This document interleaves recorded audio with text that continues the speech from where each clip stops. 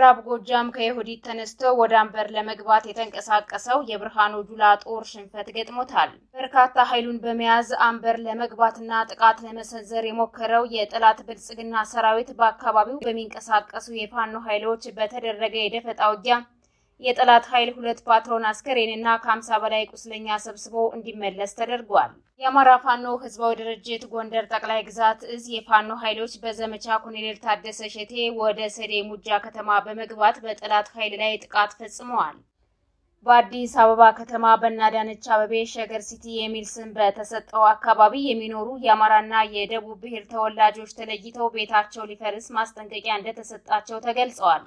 በራያ አላማጣ ወረዳ ጥሙጋ ከተማ ኪዳነ ምህረት ቤተክርስቲያን ውስጥ ከአንድ ቀን በፊት ሌሊት በተፈጸመ ጥቃት አንድ የቤተክርስቲያኗ መምህርና 4 የቆሎ ተማሪዎች መገደላቸው ተሰምቷል። አድማጭ ተመልካቾቻችን እነዚህንና ሌሎች መረጃዎችን ይዘናል።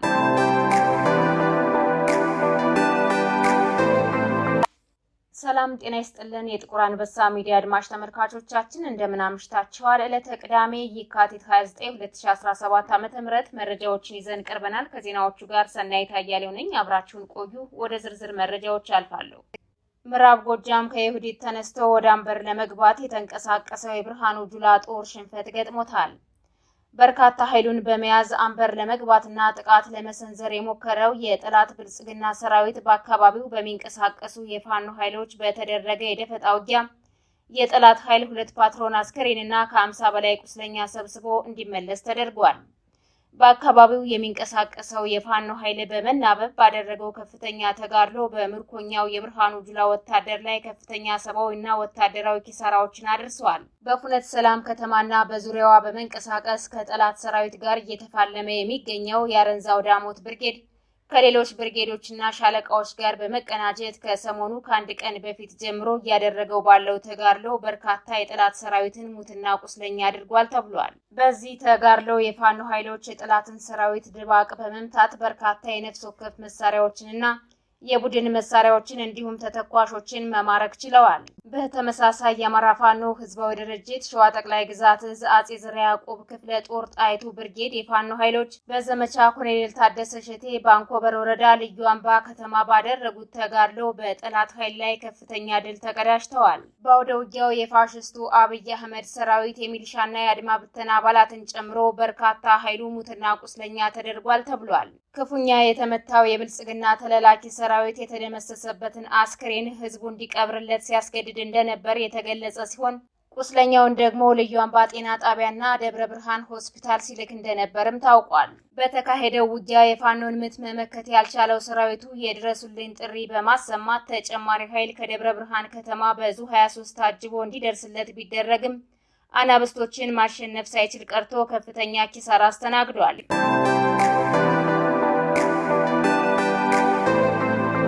የአማራ ፋኖ ህዝባዊ ድርጅት ጎንደር ጠቅላይ ግዛት እዝ የፋኖ ኃይሎች በዘመቻ ኮሎኔል ታደሰ ሸቴ ወደ ሰዴ ሙጃ ከተማ በመግባት በጠላት ኃይል ላይ ጥቃት ፈጽመዋል።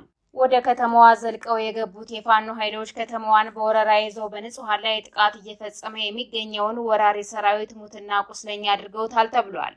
የተመታው የጠላት ብልጽግና ኃይል በፋኖ ኃይሎች ላይ ጥቃት ለማድረስ በከባድ መሳሪያ የታገዘ ተኩስ የከፈተ ቢሆንም ሳይሳካለት ቀርቷል። ከሰሞኑ ዘመቻ ኮሎኔል ታደሰ ሸቴን ተከትሎ በጎንደር ጠቅላይ ግዛት በተለያዩ ቀጠናዎች ከፍተኛ ተጋድሎዎች እየተደረጉ ይገኛሉ።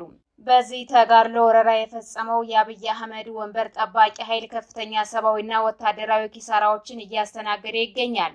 በተመሳሳይ በሸዋ ጠቅላይ ግዛት ሚንጃር የገባው የአብይ አህመድ ወንበር ጠባቂ ኃይል ተመቶ ተመልሷል።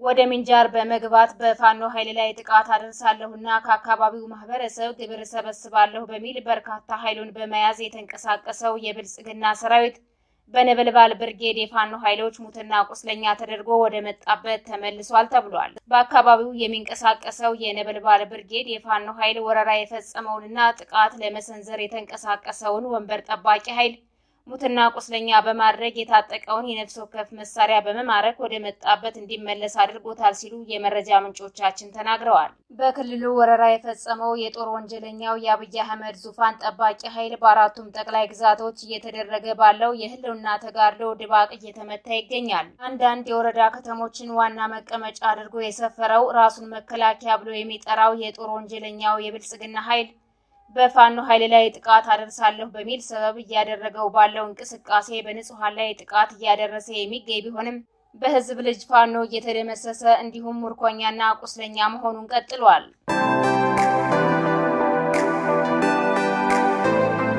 በአዲስ አበባ ከተማ በአዳነች አቤቤ ሸገር የሚል ስም በተሰጠው አካባቢ የሚኖሩ የአማራና የደቡብ ብሔር ተወላጆች ተለይተው ቤታቸው ሊፈርስ ማስጠንቀቂያ እንደተሰጣቸው ተገልጿል። ለረጅም ዓመታት የኖሩት የከተማዋ ነዋሪዎች መኖሪያ ቤታቸው በተረኞቹ ሊፈርስባቸው መሆኑን ለኢትዮ 360 ሚዲያ ተናግረዋል።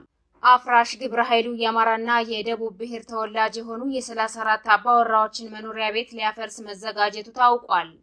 ቤታቸው እንደሚፈርስባቸው የተነገራቸው ነዋሪዎቹ በከፍተኛ ጭንቀት ላይ እንደሚገኙና የቦታ ካሳም ሆነ ምትክ ቦታ እንዳልተሰጣቸው ተገልጿል። በአዳነች አቤቤ የሚመራው ተረኛው የኦሮሞማው ኃይል በአዲስ አበባ ከተማ ዘርን መሰረት ያደረገውን ማፈናቀል አጠናክሮ ቀጥሎበታል። በአዲስ አበባ ከተማና እንዲሁም በቅርብ ርቀት በኦሮሚያና በአማራ አዋሳኝ አካባቢዎች የንጹሃኖች ግድያ፣ ማፈናቀልና ዘረፋ ተባብሶ መቀጠሉ ተገልጿል።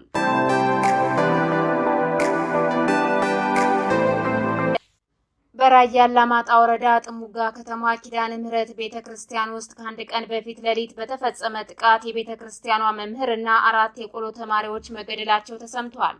በጥቃቱ ከተገደሉት በተጨማሪ ከ5 በላይ ንጹሃኖች ጉዳት የደረሰባቸው ሲሆን ጥቃቱን የፈጸመው ራሱን መከላከያ ብሎ የሚጠራው ኃይል ነው ተብሏል። በቤተክርስቲያኗ ውስጥ የፋኖ ታጣቂዎች አሉ በሚል ወደ ቦታው የገባው የገዳይ ስብስብ የቤተክርስቲያኗን አገልጋይ ጨምሮ 4 የቆሎ ተማሪዎችን በግፍ መግደሉ ተረጋግጧል። የሲምባ ዲሞክራሲያዊ ፓርቲ በቅርቡ ከተመሰረተው የትግራይ ጊዜያዊ ምክር ቤት አባልነት ራሱን ማግለሉን አስታውቋል። ፓርቲው ከምክር ቤቱ ራሱን ያገለለው ጊዜያዊ ምክር ቤቱ የሃይማኖት እኩልነትን የማያስተናግድ የኢሮፕና ኩናማ ብሔረሰቦችን በቂ ውክልና የሌለው አሳታፊ ያልሆነ መሆኑን ጠቅሶ ነው። ፓርቲው ይህንኑ ውሳኔ ያሳወቀው የመንግስት ሰራተኞች ማህበራዊና የክልሉ ሙስሊም ማህበረሰብ በምክር ቤቱ መቀመጫ ባገኙበት ማግስት ነው ተብሏል። ሳልሳይ ወያኔ በምክር ቤቱ ላለመሳተፍ ወስኖ የነበረ ቢሆንም በኋላ ግን አቋሙን ቀይሮ የምክር ቤቱ አባል እንደሆነ አይዘነጋም። የተወደዳችሁና የተከበራችሁ አድማጭ ተመልካቾቻችን ለዛሬ ያዝንላችሁ መረጃዎች እነዚህን ይመስሉ ነበር። የዩቲዩብ ቻናላችንን ላይክ፣ ሰብስክራይብ እንድታደርጉ በአክብሮት እንጠይቃለን።